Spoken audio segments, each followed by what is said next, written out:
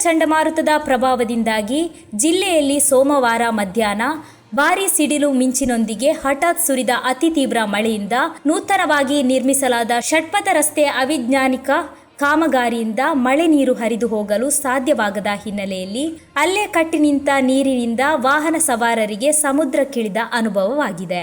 ಕುಂಜತ್ತೂರು, ಮಂಜೇಶ್ವರ, ಪೊಸೋಟು, ಉಪ್ಪಳ, ಕುಂಬಳೆ ಸೇರಿದಂತೆ ಕಾಸರಗೋಡು ಜಿಲ್ಲೆಯ ಬಹುತೇಕ ರಸ್ತೆಗಳು ಜಲಾವೃತಗೊಂಡಿದೆ.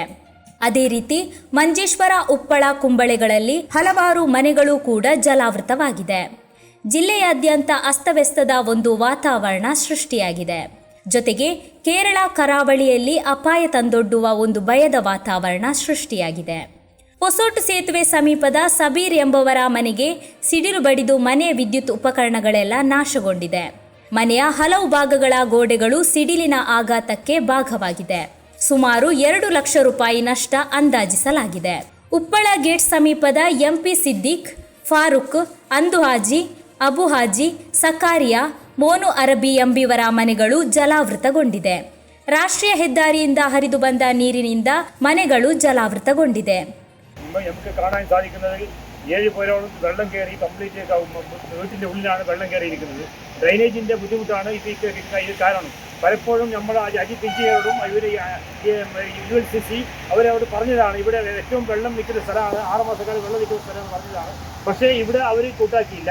ഇതിപ്പോൾ കണ്ടതാണ്. ഇപ്പോൾ ഒരു 4 മണിക്കൂർ മഴ വന്നതിന് നമ്മൾ 7 പേരടക്കം മുങ്ങിയിട്ടുണ്ട്. അത് മാത്രമല്ല ഈ അണ്ടർപാസിൽ ആൾക്കാർ പോകാൻ കഴിയുന്നില്ല.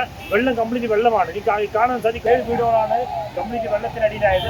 അതുമാത്രമല്ല കിണറടക്കം വെള്ളത്തിനടിയിലാണ്. പക്ഷേ ഇതിൻ്റെ നിങ്ങൾ ഇത് പറഞ്ഞെങ്കിൽ ഇന്നലല്ല, സ്റ്റാർട്ടിങ് തുടങ്ങുമ്പോൾ തന്നെ അവരോട് പറഞ്ഞാണ് ഇവിടെ വെള്ളം നിൽക്കുന്ന സ്ഥലം 6 മാസമായി 6 മാസം കഴിഞ്ഞ് വെള്ളം നിൽക്കുന്ന സ്ഥലമാണ്, ഇവിടെ ഡ്രൈനേജ് വലുത് സ്ഥാപിക്കുന്നത് പറഞ്ഞതാണ്. പക്ഷേ അവർ കൂട്ടാക്കിയില്ല. ഇപ്പോൾ ഡ്രൈനേജിൻ്റെ കാണുമ്പോൾ നമുക്ക് ഒരു ഡ്രൈനേജ് സംവിധാനം ഇല്ലാതെ കളിയാണ്. ഇവിടെ കംപ്ലീറ്റ് 7 വീടുകളാണ്. ഇതുവരെക്കും ഒരു കാരണവശാലും വീട്ടിൽ വെള്ളം കയറിയിട്ട് ഇത് ഫസ്റ്റാണ് വീട് വെള്ളം കയറിയിരിക്കുന്നത്. അതുകൊണ്ട് ഇതിൻ്റെ ശോചനീയാവസ്ഥ കാണുമ്പോൾ നമുക്ക് വരാറുണ്ട്. അതുകൊണ്ട് എത്രയും ഇതിന് പെട്ടെന്നുള്ള പരിഹാരം കണ്ടില്ലെങ്കിൽ അതിന് ഞങ്ങൾ സമരം ചെയ്യും തീർച്ചയാണ്. ಉದ್ಯಾವರ, ಮಂಜೇಶ್ವರದ ಹಲವೆಡೆ ಕೂಡ ಹಲವು ಮನೆಗಳು ಜಲಾವೃತಗೊಂಡಿದೆ. ಶಿರಿಯ ರಸ್ತೆ ಈಜುಕೊಳವಾಗಿ ಮಾರ್ಪಾಡಾಗಿದೆ. ಹಲವೆಡೆ ಅಪಾರ ಹಾನಿಗಳು ಉಂಟಾದ ಬಗ್ಗೆ ವರದಿಯಾಗಿದೆ. ಕುಂಬಳೆ ಶಿರಿಯ ಸೇತುವೆ ಬಳಿ ಹೆದ್ದಾರಿಯಲ್ಲಿ ವಾಹನಗಳಿಗೆ ಸಂಚಾರ ನಡೆಸಲು ಸಾಧ್ಯವಾಗದ ಪರಿಸ್ಥಿತಿ ಎದುರಾಗಿದೆ.